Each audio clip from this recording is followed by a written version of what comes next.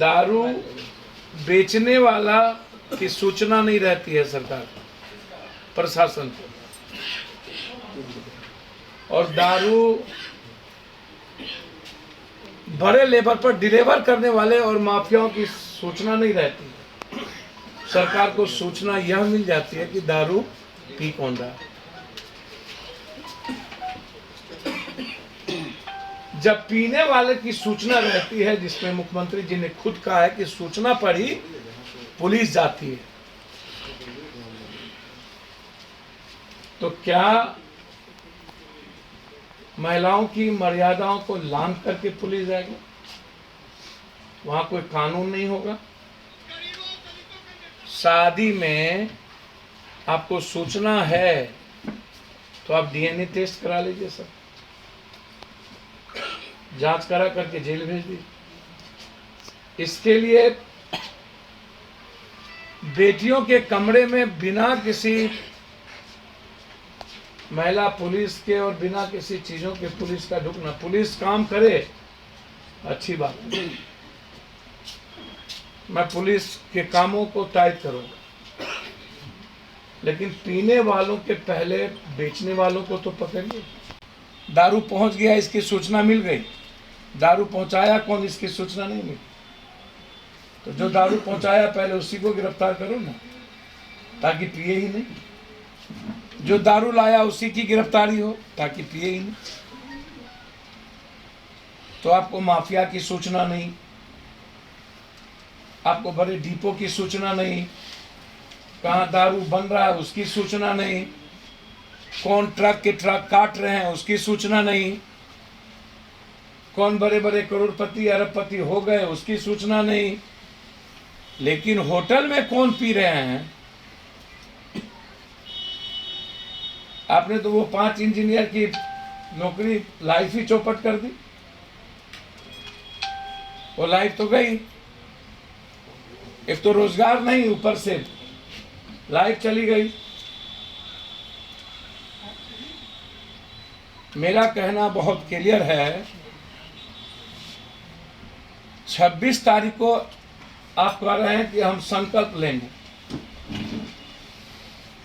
तो आप पहले एमएलए, एमपी, मंत्री, संतरी और जनप्रतिनिधि को संकल्प करवाइए कि ना हम यहां ना बाहर कहीं दारू नहीं पिए।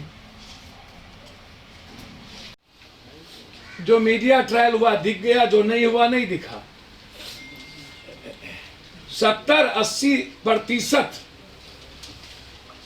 जनप्रतिनिधियों का जो सरकारी आवास है वो कोठा बना हुआ। आरटीआई का खुलासा है, पिछले 1 साल में अलग अलग क्षेत्रों के 21 एक्टिविस्ट की हत्या हुई है। एकदम बिल्कुल सही है, और वो सामने नहीं आया। 85 से 90% जनप्रतिनिधि दारू स्मैक ड्रग्स लेते हैं, और 40 से 60% जनप्रतिनिधियों का सरकारी आवास कोठा बना,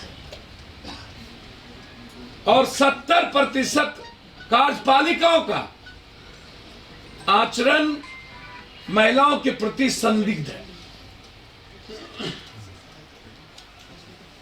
और महिलाएं, पुलिस और कर्मचारी अपने सीनियर से सुरक्षित नहीं है। उनको सरकार कठोर निगरानी इस पे रखे, क्योंकि वो मेरी माँ की तरह है, मेरी बहन और मेरी बेटी की तरह है। दोनों वाइफ हस्बैंड अररिया में, बिशनपुर में, रानीगंज में डेथ कर गए थे। उनके घर की स्थिति अच्छी नहीं, आज तक 4 लाख रुपया कोरोना का चेक नहीं मिला। कल उन परिवार को मैंने गोद एडॉप्ट लिया है। बड़ी बेटी को बीएड, लड़कों को 12 तक एग्जामिनेशन फ्री, एक छोटी बच्चों के लिए 50,000 रुपया, और सबके लिए सिलाई मशीन कल मैंने एडॉप्ट किया।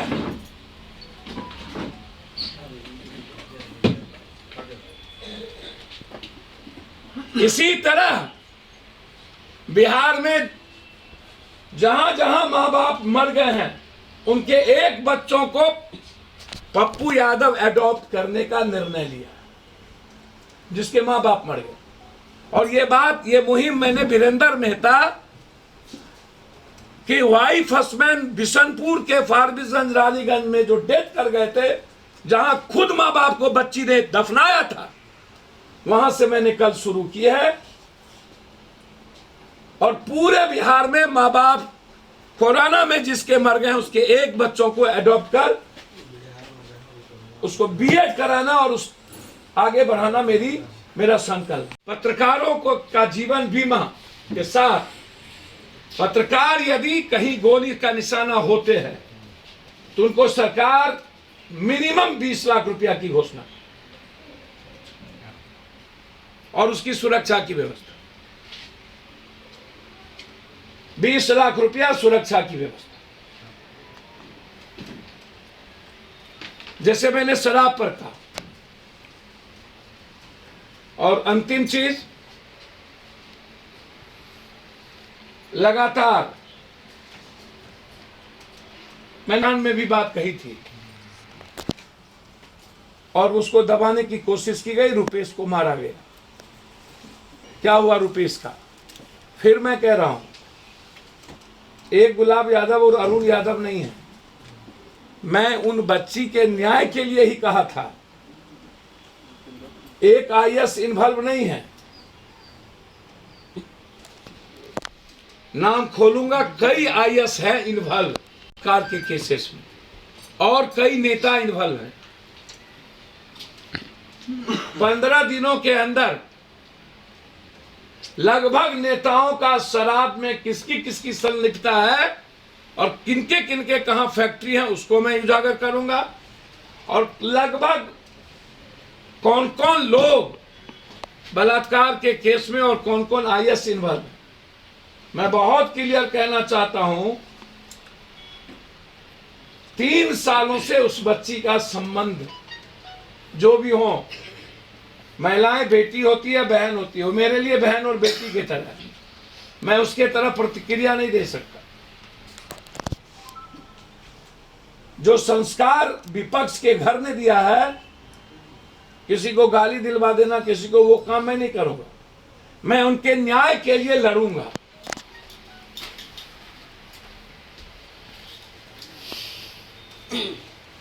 कोर्ट में मामला है। मैं चाहता हूं अविलंब कोर्ट निर्देशित करे। यदि उस महिलाओं ने कहा है कि मेरा डीएनए टेस्ट हो, नारायण दत्त तिवारी के तर्क पर उस बच्चे का डीएनए टेस्ट कराया जाए और थाना इन्वेस्टिगेशन करे कि गुलाब यादव जी के साथ जो बड़ा गैंग है राजद का, परिवार का,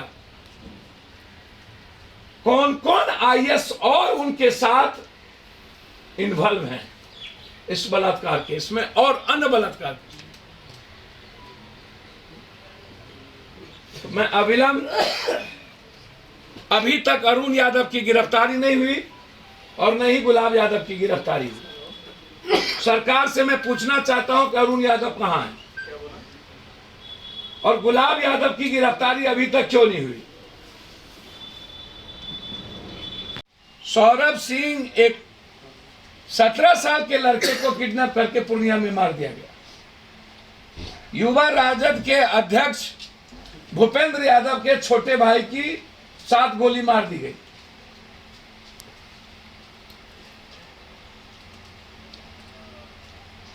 कहीं बुद्धिनाथ झा तो कभी विश्वास।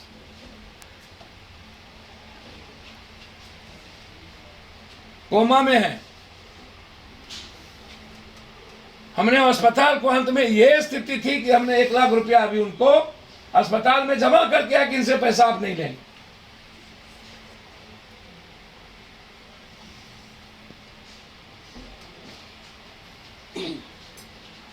सिवान में 3 बच्चों को उठा के किडनैप करके मार दिया गया और अभी तक सिवान की पुलिस मौन।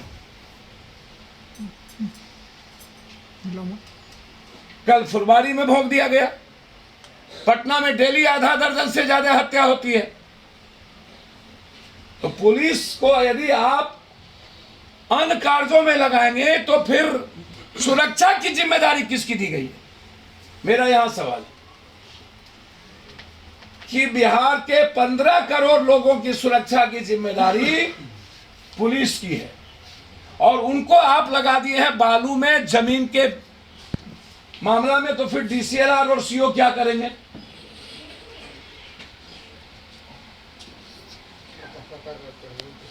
जब आप दारू, जमीन और शराब में पुलिस को लगाए गए हैं तो फिर आम आदमी को क्रिमिनल तो मारेगा, क्राइम बढ़ेंगे। और शराब ही एक मुद्दा सिर्फ क्यों बच गया है? क्यों डाइवर्ट किया जा रहा है सारे मुद्दों को?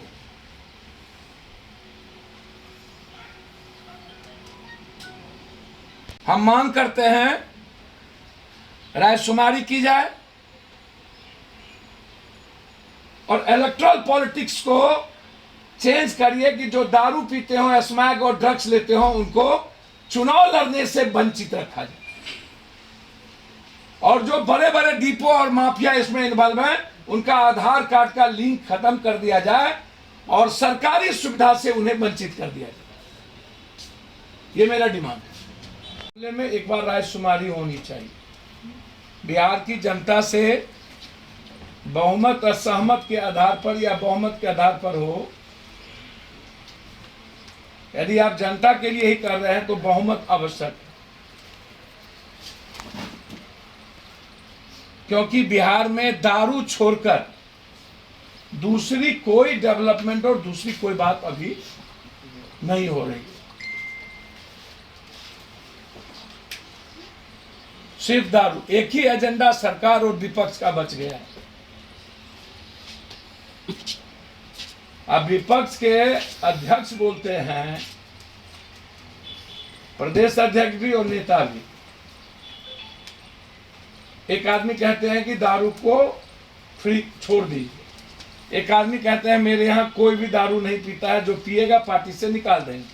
सबसे पहले अपने नेताओं का वो ब्लड टेस्ट करें कि वो दारू पीते हैं। ये मेरा चैलेंज है प्रदेश अध्यक्ष को। तो पार्टी से पहले आप जो सीएम कैंडिडेट हैं, आपको ये सबसे ज्यादा दारू वही पीते हैं।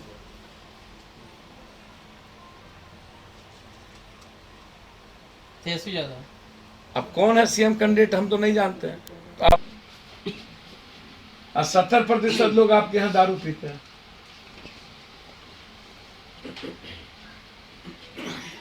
सत्ता पक्ष हो या विपक्ष हो,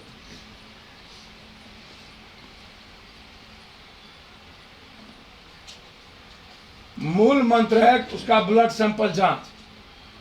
तो क्या मेरी चुनौती को स्वीकार करेंगे ब्लड सैंपल जांच का?